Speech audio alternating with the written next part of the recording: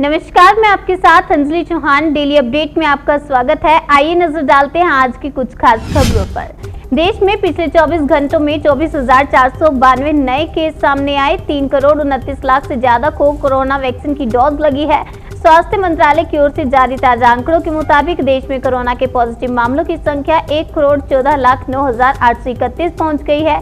देश में कल तक कोरोना वायरस के कुल 22 करोड़ 82 लाख 80,763 सैंपल लिए जा चुके हैं, जिनमें से 8,73,350 सैंपल कल टेस्ट किए गए। देश के सभी बैंकों में लागू किया जाएगा cheque transaction system. Reserve bank ने दिए निर्देश। भारतीय रिजर्व बैंक ऑफ इंडिया ने सोमवार को देश के सभी बैंकों में चेक ट्रांजैक्शन सिस्टम लागू करने का फैसला किया है। अब तक चुनिंदा बैंकों में ही शाखाओं में ही सीटीएस लागू था। आरबीआई द्वारा जारी नोटिफिकेशन में सभी बैंकों को निर्देश दिए गए वे 30 सितंबर 2021 तक इसे लागू कर लें। एक्सपायर्ड ड्राइविंग लाइसेंस और वाहन रजिस्ट्रेशन को 31 मार्च तक कराएं रिन्यू, नहीं तो देना पड़ सकता है जुर्माना। केंद्रीय सड़क परिवहन और राजमार्ग मंत्रालय ने कोरोना महामारी की वजह से बीते साल 1 फरवरी के बाद एक्सपायर्ड हुए ड्राइविंग लाइसेंस और वाहन का रजिस्ट्रेशन, फिटनेस सर्टिफिकेट और पीयूसी को 31 मार्च 2021 तक के लिए वैध कर दिया था, क्योंकि 31 मार्च के बाद आपको जुर्माना भरना पड़ सकता है। राम मंदिर की नींव भराई का काम शुरू हुआ। ट्रस्ट के सदस्यों ने पूजा पाठ किया। राम मंदिर की बुनियाद की खुदाई का काम पूरा होने के बाद नींव भराई शुरू हो गई है। नींव भराई से पहले ट्रस्ट के सदस्यों ने पूजा पाठ किया। कृषि कानूनों में संशोधन के लिए तैयार सरकार, बातचीत करे किसान, ये कहना है राजनाथ सिंह का। रक्षा मंत्री राजनाथ सिंह ने कहा कि सरकार कृषि कानूनों में संशोधन के लिए तैयार है। किसानों को सरकार से बात करनी चाहिए। बातचीत में ही समस्या का समाधान होता है।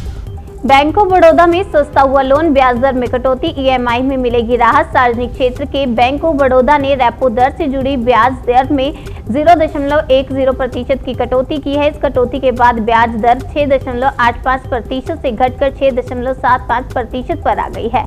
बैंक के इस फैसले से उन लोगों को राहत मिलेगी जिन्होंने लोन लिया हुआ है। ब्याज दरों में कटौती के बाद होम लोन, ऑटो लोन या पर्सनल लोन लेने वाले लोगों पर ईएमआई का बोझ कम होगा। दिल्ली में नए खतरे की दस्तक, दक्षिण अफ्रीकी वेरिएंट का पहला मरीज मिला। दक्षिण अफ्रीका के वेरिएंट का पता सबसे पहले अफ्रीका में दिसंबर में चला था। हालांकि 1 महीने पहले तक इस वेरिएंट से जुड़ा एक भी मामला भारत में नहीं आया था। अब आपको बता दें कि एक 33 वर्षीय व्यक्ति में दक्षिण अफ्रीका में मिले स्ट्रेन की पुष्टि हुई है। कोरोना वायरस के इस नए वेरिएंट का यह शहर का पहला मामला है। संक्रमित को लोक नायक अस्पताल में भर्ती कराया गया है। बताया जा रहा है कि पूरे देश में ऐसे कम से कम 4 मामले मौजूद हैं। इसके अलावा भी भारत में अन्य जगहों पर पाए गए स्ट्रेन मिल चुके हैं। अहमदाबाद में रात 10 बजे के बाद रेस्टोरेंट, मॉल, क्लब हाउस रहेंगे बंद। पान की दुकानों पर भी सख्ती, कोविड के चलते लिया गया फैसला। अहमदाबाद नगर निगम ने 8 क्षेत्रों के सभी मॉल, रेस्टोरेंट, क्लब हाउस और पान की दुकानों के लिए एक आदेश जारी किया है, जिसमें बताया गया कि ये सब रात 10 बजे तक बंद हो जाएंगे। मार्च की शुरुआत में भारत में डीजल बिक्री 7.4% बढ़ी। पेट्रोल में 5.3% का इजाफा। भारत के खुदरा ईंधन विक्रेताओं की डीजल की बिक्री मार्च के पहले पखवाड़े में 1 साल पहले की तुलना में 28.4 लाख टन बढ़कर 7.4% हो गई है। मंगलवार को जारी प्रारंभिक उद्योग के आंकड़ों में यह जानकारी सामने आई है। महाराष्ट्र में फिर लॉकडाउन, स्कूलों पर दोबारा लटका ताला। पंजाब में टली बोर्ड परीक्षाएं। महाराष्ट्र के कुछ शहरों में लॉकडाउन के साथ नाइट कर्फ्यू भी लगाया गया है। पंजाब सरकार ने 12वीं और 10वीं की कक्षाओं की बोर्ड परीक्षाएं टालने का फैसला किया है, जबकि मध्य प्रदेश में नाइट कर्फ्यू पर आज फैसला आ सकता है। डेली अपडेट में बस इतना ही। बाकी की तमाम खबरों के लिए बने रहिए हमारे साथ और चैनल को सब्सक्राइब करना और बेल आइकन प्रेस करना ना भूलें।